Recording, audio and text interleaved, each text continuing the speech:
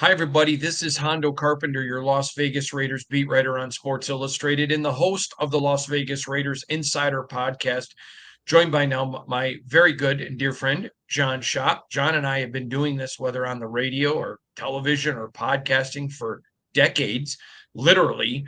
And he joins us each and every week. He's a terrific, well-respected journalist. He's a very respected attorney in the Atlanta Buckhead area, and he joins us each week to break down the NFL. We talk about legal things with him, etc. John, I want to get into the Raiders first of all, because that's obviously the most important thing we talk about. I thought the biggest thing I took away from that loss, and there was a lot to take away, but the biggest thing was fourth quarter down 6. You're in Charger territory, and the coach decides to punt. Now, I want you to hear me out, because everyone has been piling on Antonio Pierce for punting, but they're not listening to him. He talked about, we have a great punter, we could pin him down there. But what he didn't say, and I'm shocked more people haven't picked up on it, was we tried earlier in the game on our side of the 50 to go for it on 4th and 1, didn't get it. The team had struggled in short yardage. He literally, without saying it, because that's not he's a man of integrity, I had no confidence that my offense could get 1 yard with the game on the line. Now, I'm not calling for anyone to be fired or anything like that. It's one game. But if you're the new offensive coordinator, Luke Getsy, and your team's down with a chance to drive, score, and go up in the fourth quarter with a coach who is he is a gambler, and a coach who he went for it earlier in the game on his side of the 50. When you've got that coach and he's making the decision that he makes, that is not a good place to be in. And everyone's talking about, oh, AP made this mistake, AP made that mistake. I think it wasn't a mistake. I think he was sending a clear message. I don't think we can get it. And I'm going to do with the next best option. But I think he was because he's a tremendously nice guy. I think he was just, I'm not going to throw anybody week 1 under the bus. You think I'm missing something here? No, I think that he was going with the gut feel at that point. What made the most sense? I wonder how much the turnovers earlier in the game stacked on that decision. And You're talking about one possession. You're not talking about a tremendous deficit at all at that point. So I think you've identified the critical point in the game without question, or I should say the last critical point in the game. It was a weird game. To me, it really felt like it turned when Minshew had trouble after having trouble with the ball.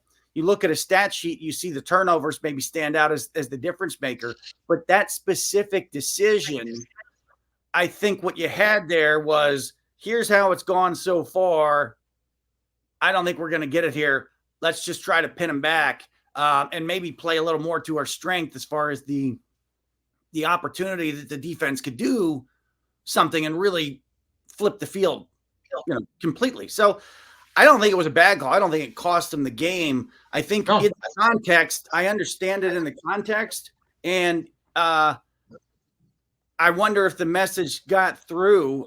It'll be interesting to see or understand what the continuity was within the staff. You would think that everybody would pretty much be behind Pierce, but I'm sure they reviewed that after the game. I'm sure they've reviewed that since, and I'm sure they've even talked about, what might we have run in that situation. It's only week 1. I love this time of year because the overreactions are dramatic and they are all over the place, from Washington to New York to Arizona to Seattle. They're good and bad. They're all over the place these first 3 or 4 weeks of the year. This seemed like I don't think it was the wrong call. It wouldn't have surprised me either way. But if it goes badly and they go for it, the momentum, it turns into a much bigger wave for the Chargers there. So I don't have a problem with that. I don't think that cost them anywhere near cost them the game or anything like that. I had no issues with people questioning it. Yep. I had issues with people who didn't step back and say, okay, let's look at it in totality. I think it was a statement of, I don't have any faith in my offense. Do I think AP wanted to go for it? You bet I do. Do I think his nature is to go for it? You bet I do. But I think at that point, we've tried it. I don't know. It's going to be fascinating. All right. So I'm out to dinner the other night in Boulder City, Nevada. And I'm walking out, and there's a couple. They very professional looking, but they had Raider shirts on, but they were nice, Raider shirts. They weren't jerseys, they were Raider shirts though. And I get ready to leave, and the lady, she looks to be 75 maybe. She says, Uncle Hondo, come here. So I go over there. She says, what did you think of? And she goes in this, she's talking about, she's going into all the details of the game. We get all done. We talked, I don't even know how long we talked, 10, 15, 20 minutes. It was a long time, but she was giving me detail. What about this? And man, did you notice his footwork and whatever? It was really impressive. She gets done. Very professional lady. She says, let me tell you one thing, Uncle Hondo. I go, yes, ma'am. F the Chargers. This fan base is awesome. And I love that. And here's a 75-year-old lady breaking down the defense, footwork. They hate the rest of the AFC West.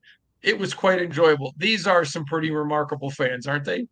They are. And again, they showed up as we knew they would in SoFi. They bought the road field advantage, even probably a little more than the Steelers, which was another standout in Atlanta. The Steelers always travel, but when you're talking about the Raiders going to Los Angeles, it was 70-30, John. Yeah, it was very easy to notice. It really, and the result really did surprise me. I thought there were so many things going for the Raiders that they were going to take this one and really get the season off to a best start. Obviously, it's a very long way away, but now a great goal is to make sure that the final game of the year means something. That's obviously the great goal is let's make sure it means something. It would be a surprise if it didn't in a good way and that the Raiders had already clinched something. It's possible mathematically, but I don't know how many of those spots are really clinched before the final week or the final weeks. But this is right. It's not that they laid an egg. I don't think the Raiders laid an egg. I just was surprised by the result. Yeah. And the thing is, this is one they let slip. This is one they should have won. There are no excuses. It was a terrible loss. The only way you can put a balm on this, and I go back to last year's Minnesota game where they just didn't score a point. I think it's as bad as that one. But the only way you put a balm on this is to go down the road and get an upset. Yep. You know what? They win in Baltimore this weekend. Okay. It's a wash. All right, let's get into some NFL issue. Who owns the Pack? It's a fun story, isn't it? People understand that the Packers are set up a little bit differently, but sometimes they don't know what the 12th valued team by that recent CNBC survey, how they're made up. The Packers have had 6 different stock offerings. Some folks out there remember the last one, which was 2021, and they also remember the 2011. I was a shopper in 2011, actually I was going to give a gift, but they were non-voting shares, so I passed on it. But the Packers are such an interesting team because there's a 200,000 share per person cap ownership, less than 4% of the outstanding shares of the team. And this ties in with those current rules now that allow up to 10% of a franchise to be owned by a private equity firm. It's unlikely the Packers stand out like a thumb in the ownership because it's so publicly owned, and also that they're not going to be a candidate for private equity ownership. It is such an outlier. It's the smallest TV market, of course, of all 32 TV teams. And it's really interesting. Another interesting part of it is, a lot of people out there will remember this, the laws kind of changed so nobody else would be able to have a franchise publicly owned like this. Is that good for the fan? Probably not. Is it good for the franchise? No. It's really pro-owner. It allows people to move franchises and do other stuff that literally will never, ever happen to the Green Bay Packers. They are arguably the most unique professional franchise in North American pro sports. It all is about the makeup of who owns them more than any Not even close. The people own the Packers. It's interesting to see that get broken down as we start this new era of private equity and this new valuations that were placed on the franchises. What do you think of these NFL fadeaway? Boy, did it really just die off. Every once in a while, there's a push that the NFL is, dying off and losing value. And there was one maybe 10 or 15 years ago. That's not happening, obviously. The valuations are extraordinary. There were some people across the country surprised how high the Raiders were valued. Not people that watch this show or follow all the work that y'all do covering the Raiders. There's some interesting breakups in those. When you look at those, the Rams get about 85% of the revenue from SoFi Stadium, from luxury suites and sponsors. That's leaving like 15% for the Chargers. Is that serious? Yes. How in the world did the Rams get that deal, and how bad are the Chargers stuck with that one? That just tells you how the Chargers kind of backed up north and ended up in Los Angeles. It doesn't look like it was much of a intentional thing. The other thing that is stands out is just that the ratings are going to change this year. The TV ratings, they are going to rise, and they're going to rise for an interesting technicality. Has to do with first-party data sharing. Now, in the past, Amazon Prime, they didn't really share that, and Amazon people were complaining and saying our ratings are higher than y'all are saying with the Thursday night football, Black Friday game. Our ratings are higher. Well, those numbers are going to change this year because of the way they're being reported. The first-party streaming data is going to be contributing to these ratings. So when you hear ratings go up for the NFL overall, and they may go up significantly, understand that that's really why. It's the way that they're counting these ratings. As that happens, the value of these franchises and the value of the NFL, again, going further higher and higher. So if you run into run into somebody that was down on the NFL and thought it was going in the toilet 10 or 15 years ago, you might remind them of that as they reach record ratings again. So I was talking to some people in the TV world, the sports TV world. They're very angry at the NFL for this because they feel like they have been robbed of some ratings, that because the NFL and Nielsen didn't count some streaming that they offer. And they feel like, hey, a deal's just been given because it's Jeff Bezos and he's putting, billions into the pockets of the NFL. They're going to have to be careful. We've never discussed this on this show. We've talked about the NFL being the only thing big enough to kill itself and to alienate itself from its fans. But now they better be careful of alienating themselves from their other sponsors, Johnny. This is absolutely true. And we've got some extremely long sponsorships with car truck companies, with beer companies, some of the names that we all know. This ratings calculation thing is a huge thing in this industry. Everybody who's around it could see it coming. Obviously, it's now coming at hyperspeed, and there really is no good answer. I don't know how reliable ratings are. I don't think it's a really good idea to take them to the specific number. It gives you a general idea, but so much is based on them. So much is on advertising rates, which affect revenue, which affect everything from a business existing to a business folding up. So if you're saying, hey, what's going on here? These guys are getting extra treatment. They're getting special treatment. Their ratings are looking like they're way up here. We want our ratings to be counted the same. I think overall it's probably best for everybody if we've got an accurate way to consider how many people are viewing this. If we've got an accurate ratings for a fishing show, a football show, a cooking show, all the shows. I can understand some pushback and some complaint in the entertainment industry. Hey, you're giving the big dog a huge break here. You're inflating you're making their numbers look bigger and bigger, whether they're accurate or they're inflated. We want that same deal too. And if we don't get it, we might pull our ad buys into the NFL because we would be basically, chewing our own hand. Basically, we would be working against our own interest. This is something interesting to watch. I think the bigger question and issue is by far, how do we get an accurate ratings account for shows? I don't think that's easy.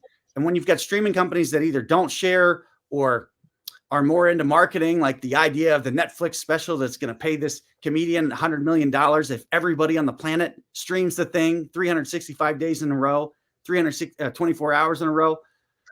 You've got made up numbers and stuff. We got to get an accurate way to count the ratings. So if there's a positive out of this rub that comes, maybe that's it. John, the NFL kickoff rules, I know it's only week 1. I don't want to overreact, but what is going on with the NFL? I mean, listen, I like the changes. I theoretically liked what they thought, but I was talking to an NFL guy yesterday who said maybe they need to put the ball at the 40 or the 45 if it gets kicked out of the end zone. Again, they're looking for ways to make the game more exciting, to put the kick return back in the game, but I don't think it's working. And I know it's only week 1, but man, Yeah. I was unimpressed. Were you? Yeah, I don't think it's ready yet. Here's what I think, and I'm out there with the people out there. We have decades of the ball being touched back to the 20-yard line. We moved it up 5 yards, which seemed to be a little bit too much. Now you're moving it up to the 30. What in the world's going on there? That's way too far. Move the ball back. Put it on the 22 if you're not going to put it on the 20. What in the world is going on here? You want an inflate offense? Moving the ball on the 30 and a touchback is ridiculous. Secondly, we know that the lining up the players is going to have to shift some. It looks to me like they need to go 5 to 10 yards back towards the goal line for the receiving team. We knew it wasn't a finished product. I hope it can be literally tweaked on the fly, because what Sean McVay said, hey, we're just going to kick it off, put it at the 30 and go from there and just take out anything that we can't really, that's unpredictable. That's going to be followed, I think, pretty consistently. It's a little out of balance right now. I'm with you, and I do think that this is a improvement theoretically. I'm surprised that they got away with putting the ball at the 30. It just looks like it's ridiculous. It's way too far, and they have to figure out a better way with the ball going over of figuring out, okay, how do we get first contact? How do we get first, a tackle attempt in a certain part of the field? How do we also give the receiving team space and time that they may be able to take the ball back?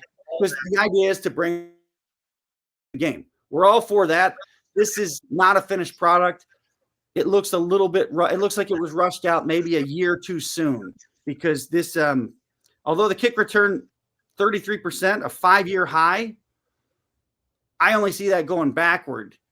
I think it's easier for teams to just swallow hard that they're going to start with the ball on the 30 than it is to try to figure out exactly how to place the ball to make it worthwhile. If you stop somebody on the 25 or 26, is that really worth it? According to Sean McVay, no. That's why this NFL person told me, put it at the 40. Now you make the team have to drop the ball down and then all of a sudden get a kick return. I know you and I don't like it. We'll just keep it at the 20, but I just thought it was an interesting observation. It is. Last thing. As far as if you want to really discourage people from kicking it back, you're right. You've got to take it out way further and make it to where, like, whoa, you take it to the 40 or 45. We've never seen the ball there. That would definitely make me think, okay, kicker, you got to find a way to drop it in there so we can stop them, inside the 30. You're absolutely right on that. I'm interested in, are they going to make any tweaks in real time, or are we stuck with this for the entire season? I think we're stuck with it unless the NFL really figures out, hey, we're going to innovate on the fly. Yeah, I agree with you. I think we're stuck with it till next year. All right. One more subject. The Raiders head to Baltimore, your neck of the woods. I know it's not. I know you're in Atlanta, but still, you have a lot of relations in the D.C. area. The Raiders head to Baltimore. A lot of things going on with Baltimore. I'd love your thoughts on the Ravens.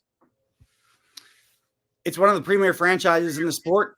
I am a DMV native. I'm from Virginia before the Ravens existed.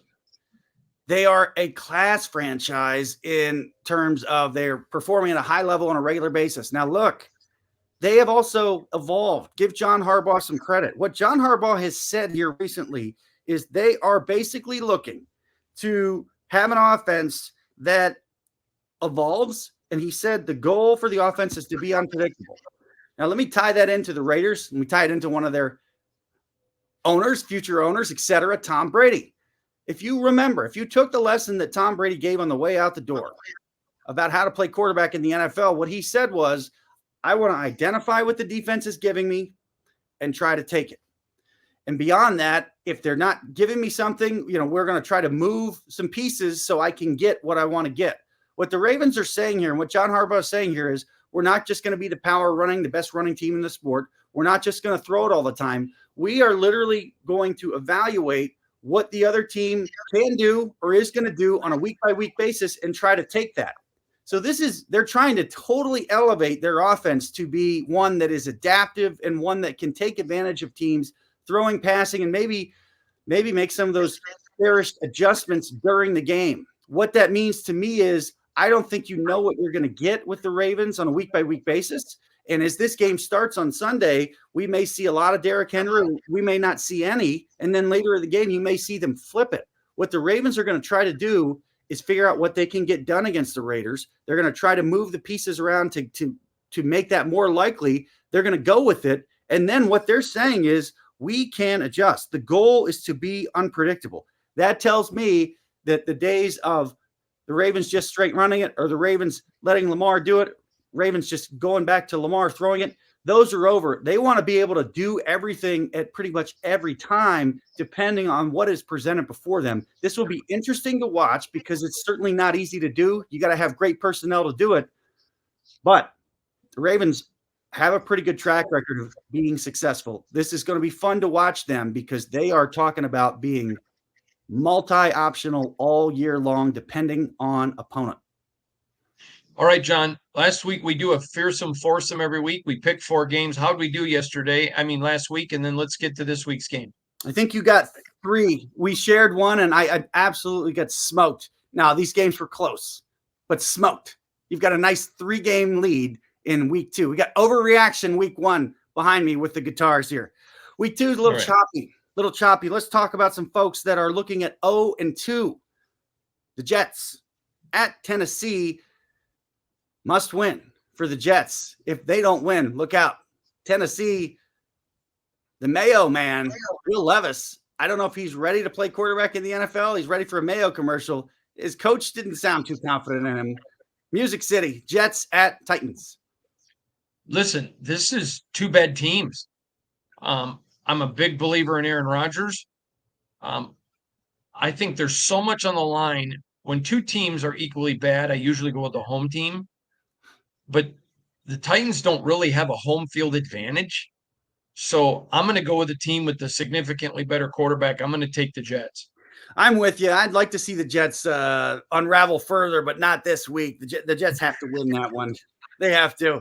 Now, Buffalo at Miami is interesting because it's a division game. It's interesting because we talked about the importance of Miami winning, and obviously Miami has a humongous off-field distraction. I was super high on the Bills last year, of course, had them going to the Super Bowl. They got too injured to get that done, but they got enough to win this week. A little bit of a stunner. Comeback win for Buffalo over Miami. Yeah, I agree. I think Buffalo's going to have a big year. John,